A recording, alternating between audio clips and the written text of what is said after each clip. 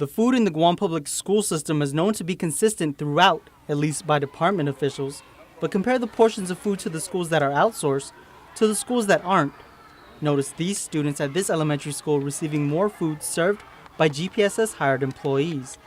Child Nutrition Program State Coordinator Dina Lorenzo says it's national standard for students to receive the portions given for all meals and that they're going by a traditional food-based menu planning system.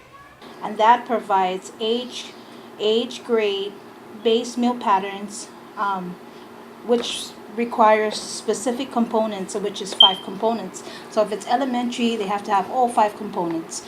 If it's secondary, then they have to select, they have an option to select 3 of the 5, but they have up to 5 components that they can select from. She adds weekly reports are given to her office from all schools to ensure proper procedures are being followed, as well as to check status of food being served, which she says has been positive. They are not in compliance with. Meanwhile, Federal Programs Administrator Ike Santos says it's the administrators of the individual schools who decide if the meals being served are of good quality. At any point in time, Shelley or any of the state program officers will go into the school, and if they see something that's not right, we will hold them accountable because they're not complying with those regulations. And these programs are highly regulated. It's not something that we take out of the air.